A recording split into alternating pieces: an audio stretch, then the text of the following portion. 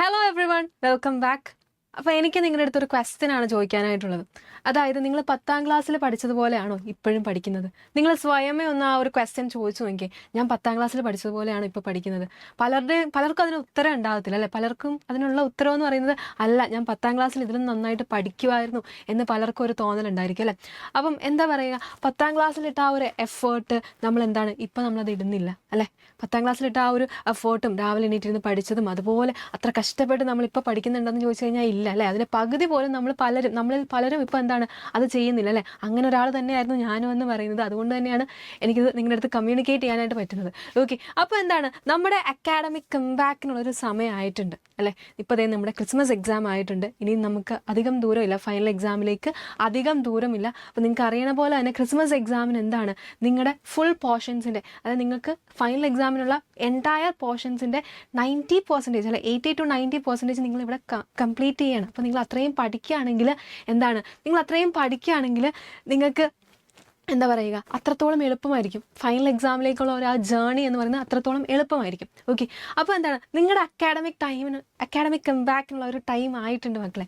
Yes, പക്ഷേ ഈ academic comeback വേണം എന്ന് പറയുന്നുണ്ട്. പക്ഷെ എന്താണ്, ആരും അത് എങ്ങനെ ചെയ്യണമെന്ന് നിങ്ങളോട് പറയുന്നില്ല അല്ലേ? ഇത് എങ്ങനെ ചെയ്യും, ഞങ്ങളിത് എങ്ങനെയാണ് ചെയ്യുക അല്ലേ? പലരും നിങ്ങളുടെ അടുത്ത് പറയുന്ന ഒരു കാര്യമാണ് എന്താണ്, you are told to focus അല്ലേ? നിങ്ങൾ ഫോക്കസ് ചെയ്യണമെന്ന് എന്താണ് പലരും പറയാറുണ്ട് അല്ലേ? ഫോക്കസ് ചെയ്യണമെന്ന് പലരും പറയാറുണ്ട്. അതിപ്പോൾ എന്താണ്, നിങ്ങൾ സ്ക്രോൾ ചെയ്ത് നിർത്തണം അല്ലെ? ഫോൺ യൂസ് ചെയ്യുന്നത് കുറയ്ക്കണം. അതേപോലെ എന്താണ്, നിങ്ങൾ ഇനിയും ഹാർഡായിട്ട് ട്രൈ ചെയ്യണം, ഇനിയും ട്രൈ ഹാർഡ് എന്ന് അവർ പറയാറുണ്ട് അല്ലേ? പക്ഷേ ഇതൊക്കെ എങ്ങനെ ചെയ്യണമെന്ന് ആരും നിങ്ങളുടെ അടുത്ത് പറഞ്ഞു തന്നിട്ടില്ല അല്ലേ?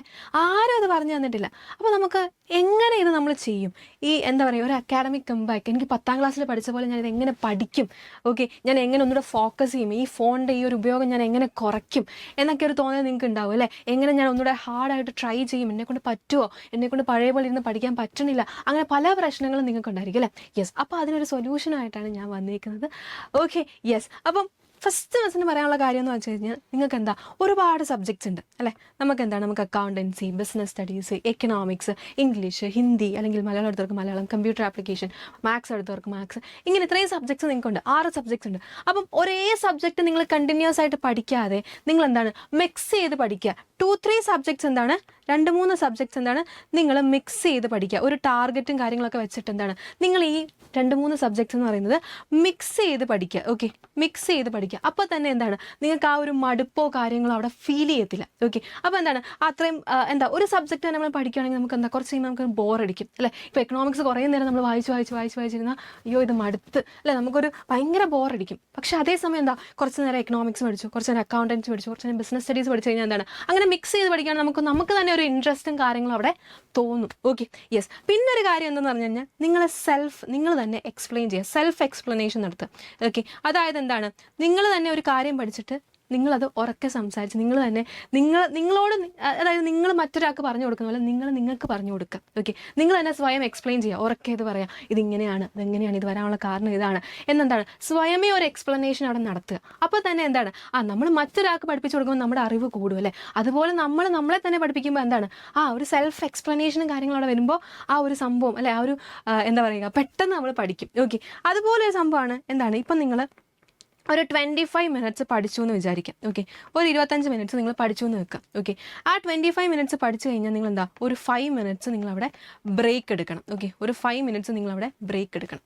ഓക്കെ, അതായത് എന്താ സംഭവം എന്ന് വെച്ച് കഴിഞ്ഞാൽ, ഇപ്പോൾ നമ്മൾ കണ്ടിന്യൂസ് ആയിട്ട് പഠിച്ചിട്ട് പോവുകയാണെങ്കിൽ എന്താണ് കുറച്ച് സമയം കഴിയുമ്പോൾ നമ്മുടെ ബ്രെയിൻ വർക്ക് ആവാണ്ടാവും. ഓക്കെ, അപ്പോൾ അങ്ങനെ ഒരു സംഭവം വരാതിരിക്കാൻ നിങ്ങൾ എന്താ ചെയ്യുന്നത്, ഒരു 5 മിനിറ്റ്സ് ബ്രേക്ക് എടുക്കുക. അല്ലെങ്കിൽ എന്താ പറയുക, നിങ്ങളൊരു റിവാർഡ് അവിടെ ഫിക്സ് ചെയ്യുക. ഓക്കെ, എന്താണ് ഒരു റിവാർഡ് അവിടെ ഫിക്സ് ചെയ്യുക. അതായത് ഞാൻ ഇപ്പോൾ 1/2 മണിക്കൂർ പഠിച്ചെന്ന് വെക്കാം. ഓക്കെ, ആ 1/2 മണിക്കൂർ പഠിച്ചു കഴിഞ്ഞാൽ എനിക്ക് ഒരു പാട്ട് കേൾക്കാം, അല്ലെങ്കിൽ എന്താണ് കുറച്ച് നേരം ഒരു 5 മിനിറ്റ് എനിക്ക് ഫോൺ യൂസ് ചെയ്യാം.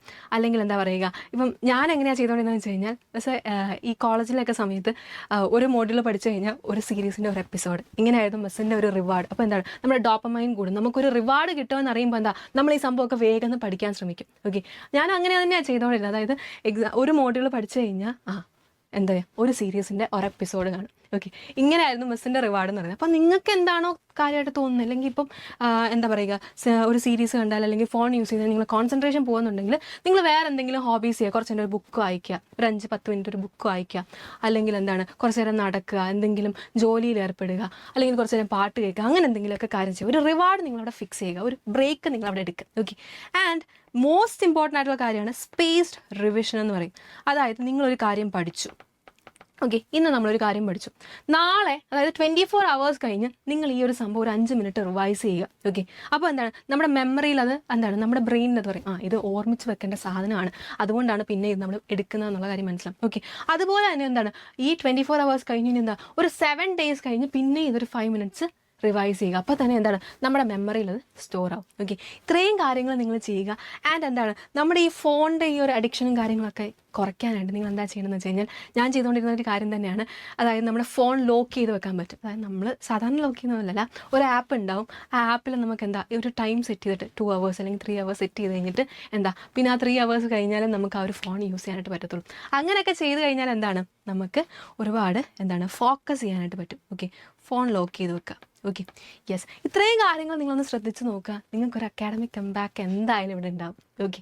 യെസ്, ഇത്രയാണ് മിസ്സിന് പറയാനായിട്ടുള്ളത്. അപ്പോൾ പലരും നിങ്ങളുടെ അടുത്ത് പറഞ്ഞു തരാത്തൊരു കാര്യമാണ്. നിങ്ങളോട് പറയും നിങ്ങൾ പഠിക്കാത്തതുകൊണ്ടാണ്, നിങ്ങൾ ഫോക്കസ് ചെയ്ത് പഠിക്കാത്തതുകൊണ്ടാണ്, അല്ലെങ്കിൽ എന്താ പറയുക നിങ്ങൾ കൂടുതൽ സമയം ഫോണിൽ യൂസ് ചെയ്യുന്നതുകൊണ്ടാണ്, അല്ലെങ്കിൽ എന്താ നിങ്ങൾ കൂടുതൽ ശ്രമിക്കാത്തത് കൊണ്ടാണെന്ന് പലരും പറയില്ല. പക്ഷേ ഈ ശ്രമിക്കുക, ഈ ഫോക്കസ് ചെയ്യുക, ഈ ഫോൺ യൂസ് ചെയ്യുന്നത് കുറയ്ക്കുക, ഇതൊക്കെ എങ്ങനെ ചെയ്യണമെന്ന് പലരും പറഞ്ഞു തന്നിട്ടില്ലേ? അതാണ് മിസ് പറഞ്ഞു തന്നെ. ഓക്കെ.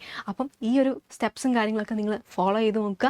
നിങ്ങളുടെ എക്സാംസൊക്കെ അടിപൊളിയാക്കുക. നമുക്ക് എക്സാംസൊക്കെ റെഡിയാക്കി ഫുൾ നമുക്ക് എന്താ പഴയ ആ ഒരു കംബാക്ക് അല്ലേ, ഒരു അക്കാഡമിക് കംബാക്ക് നമുക്കിവിടെ നടത്താം. അപ്പോൾ ഓൾ ദ വെരി ബെസ്റ്റ്.